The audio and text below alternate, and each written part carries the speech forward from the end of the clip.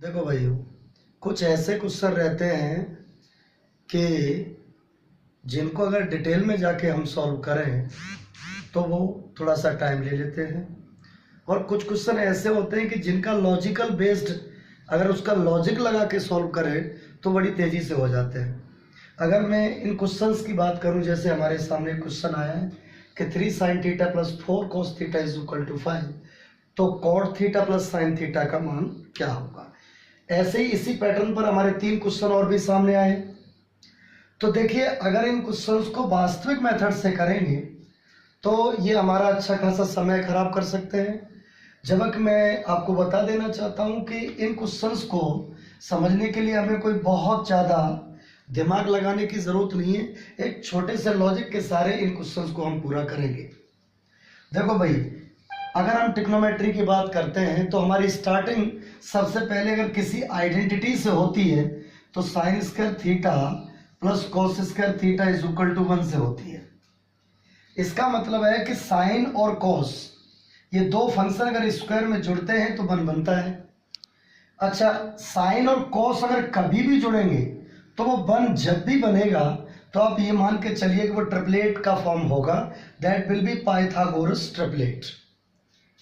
इधर ध्यान से सुनेंगे, हमारे सामने क्वेश्चन आया है 3 sin theta plus 4 cos theta is equal to 5। देखो भाइयों, अगर मैं देखूं नोटिस करूं तो ये 3, 4 एंड 5 ये हमारा पाइथागोरस ट्रिपलेट है। देखिए, जब भी साइन और कॉस जुड़ के पाइथागोरस ट्रिपलेट के रूप में रखे हों तो आप हमेशा यह 1 बनाने का प्रयास करिए। तो ये 1 कब बनेगा? जब यहाँ 5 से डिवाइड करेंगे। तो अगर हम RHS को 5 से डिवाइड कर दिए तो LHS को भी किससे डिवाइड करेंगे? 5 से। अब मुझे एक बात बताओ, यहाँ इज इक्वल टू में कितना बना? 1। और ये इज इक्वल टू में 1 बन गया। इस बात का प्रमाण हो गया कि साइन और कॉस जुड़ के तभी 1 बन सकते हैं जब sine square theta plus cos square theta is equal to 1 होगा। तो एक बात बताइए, अगर ये साइन थीटा है और ये पूरा फंक्शन साइन स्क्वायर थीटा है तो ये साइन थीटा, तो ये क्या होगा? ये भी साइन थीटा होगा। तो sine theta into sine theta that is sign square theta, cos theta into cos theta that is cos square theta. It means हम कह सकते हैं कि ये वैल्यू किसकी है? साइन थीटा की। तो देखो मेरे भाइयों, हम यहाँ से एक वैल्यू निकालने में कामयाब हो गए कि साइन थीटा की वैल्यू कितनी है? 3/5। यहाँ से हम ट्रिग्नोमेट्रिक रेशियो लगा सकते हैं।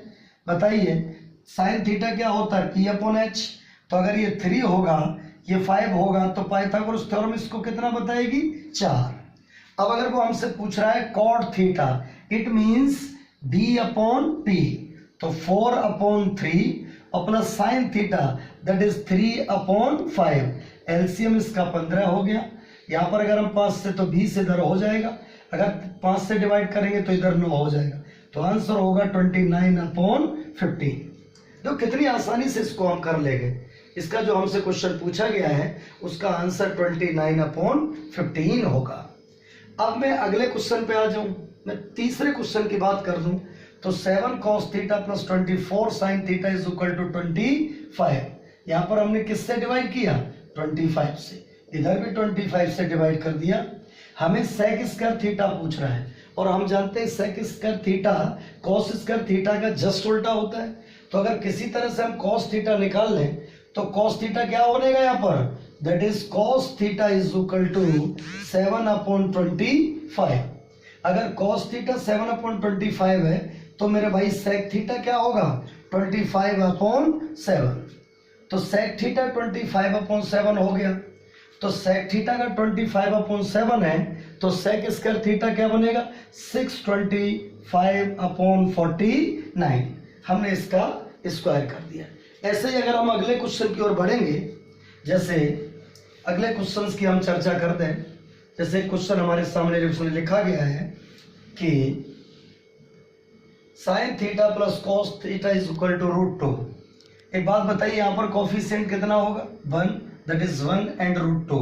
तो √2 से अगर यहाँ डिवाइड करेंगे, √2 से यहाँ डिवाइड करेंगे, इधर भी डिवाइड करेंगे, तो साइन के इंटू में कितना है? 1। तो यहाँ से हमें पता चल गया कि sine theta that is 1 into sine theta is it sign square theta, क्योंकि मैं आपको पहले ही बता चुका हूं कि sign square theta plus cos square theta कितना होना चाहिए 1, और ये 1 हो रहा है। तो इसका मतलब साइन थीटा, एक साइन थीटा इसके इनटू में और होगा, तो sine theta is equal to कितना बन गया 1/√2।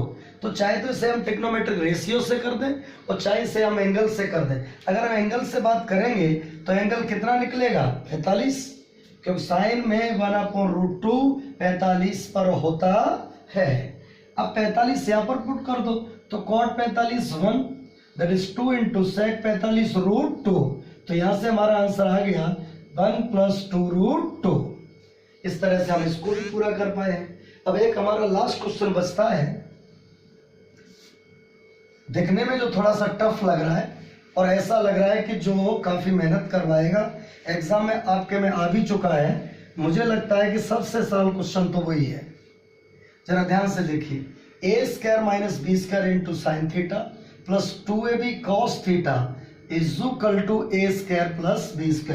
अगर मैं एल्जेब्रिक फॉर्मेट में बात करूं तो a² - b² और 2ab and a² + b² that is the Pythagoras theorem triplet, that is Pythagoras triplet.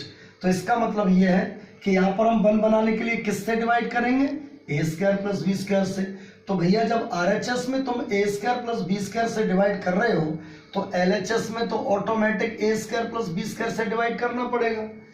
तो इसका मतलब ये है कि ये क्या बन गया sine theta, because that is sine theta, और sine theta into sine theta sine square theta plus cos square theta is equal to 1। तो ध्यान से देखो, साइन थीटा बराबर बच्चे क्या बन गया a² - b² upon a² + b², और cos थीटा बराबर क्या बन गया that is 2ab upon a² + b²। और हम सब लोग जानते हैं कि tan थीटा अगर वो हमसे पूछ रहा है तो tan थीटा तो sin theta upon cos theta होता है। तो सीधा अगर इसको डिवाइड करेंगे तो a² + b² कट जाएगा, तो बचेगा क्या that is tan theta is equal to a² - b² upon 2ab। इसको हम पार्टली डिवाइड भी कर सकते हैं, तो 1/2 इसको अलग डिवाइड करेंगे तो दैट इज a/b - b/a। तो आप देख सकते हैं कि देखिए कितने थोड़े ऐसे कह सकते हो कि कितने खतरनाक इस तरह का क्वेश्चन जो कहीं ना कहीं हमारे समय को बहुत खराब भी कर सकता था, उसको हम बहुत तेजी से कर लिए। ध्यान रखेंगे तो वो कितना छोटा सा लॉजिक लगाए हैं, sign square theta plus cos square theta. एक बात का और विशेष ध्यान रखें, साइन और कॉस सिर्फ जुड़ के इज इक्वल टू में बंद तभी हो सकते हैं जब वो sine square theta plus cos square theta का रूप बनाएंगे। तो हमने इन सारे क्वेश्चंस को sine square theta plus cos square theta is equal to 1 एक सिंपल आइडेंटिटी के सहारे इस टाइप के क्वेश्चन जो आपके एग्जाम में खूब आते रहे बड़ी आसानी से पूरा कर दिया है। Thank you.